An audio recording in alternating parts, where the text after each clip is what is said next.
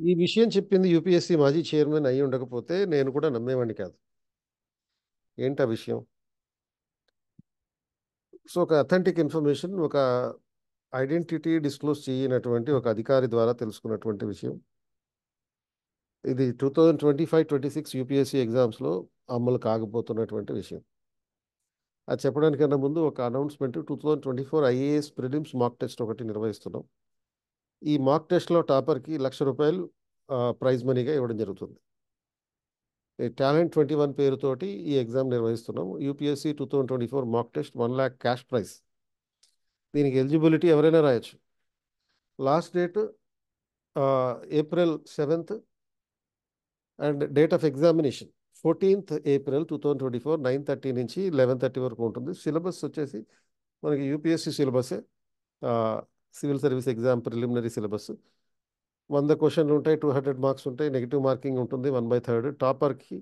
Topper with minimum 80 marks, కనీసం 80 మార్కులు వచ్చినటువంటి టాపర్కి, అంటే 80 కన్నా ఎక్కువ ఒక 10 మంది వచ్చినాయి అనుకోండి, ఆ 10 మందిలో ఎవరికైతే ఎక్కువ ఉన్నాయో వాళ్ళకి ఈ 1,00,000 క్యాష్ ప్రైజ్ ఇస్తాం. సో ఇది ఓన్లీ ఆఫ్లైన్లోనే, క్లాస్ రూమ్లోనే జరుగుతుంది. ఇది ఆన్లైన్ ఎగ్జామ్ ఉండదు.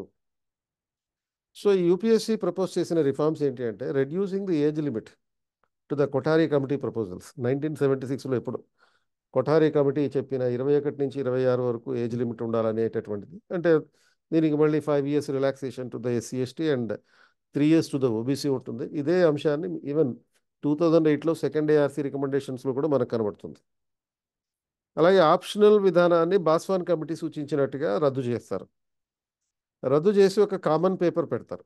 ఆ common paper would be public administration and public management. అంటే దీంట్లో కొన్ని పొలిటికల్ అంశాలు, అడ్మినిస్ట్రేటివ్ గవర్నెన్స్ అంశాలు, private sector management, skill development, ఇటువంటి ఆస్పెక్ట్స్ అన్నీ ఉంటాయన్నమాట.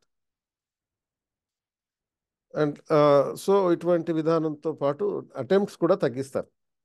ఇప్పుడున్నట్టుగా 6 attempts కాకుండా 4 attemptsకే మళ్ళీ తగ్గించడం జరుగుతుంది. సో ఈ సంస్కరణలు రాబోయే రోజుల్లో మనకి కనబడతాయి. ఈ 2000 అయితే ఈ ట్రాన్సిషన్ ఏదైతే ఉంటుందో ఆ ట్రాన్సిషన్లో మనకి అవకాశాలు కోల్పోయే పరిస్థితి ఉన్నటువంటి సీనియర్ ఆస్పిరెంట్స్ ఉంటారు. ఆ సీనియర్ ఆస్పిరెంట్స్కి ఇంకొక 3 attempts అవకాశం ఇవ్వడం జరుగుతుంది. ఇచ్చి తర్వాత, అంటే ఇది ఇంగ్లాండ్లో కూడా 1970 వరకు మెథడ్ 1 ఎగ్జామినేషన్ అని ఉండేది. 1970 నుంచి మెథడ్ 2 ఎగ్జామినేషన్ అని ప్రవేశపెట్టారు. ఈ మెథడ్ 1 నుంచి మెథడ్ 2 ఎగ్జామినేషన్కి ట్రాన్సిషన్కి కోసం ఏం చేశారంటే, ఒక 5 సంవత్సరాల పాటు 2 ఎగ్జామ్స్ కలిపి నిర్వహించడం జరిగింది.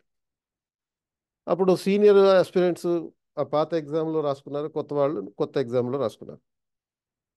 అదేవిధంగా ఇప్పుడు ఈ కొత్త విధానంలో కూడా, ఈ ప్రపోజ్ రిఫార్మ్స్లో కూడా సీనియర్ ఆస్పిరెంట్స్కి నష్టం కలగకుండా చూడడం జరుగుతుంది అన్నమాట.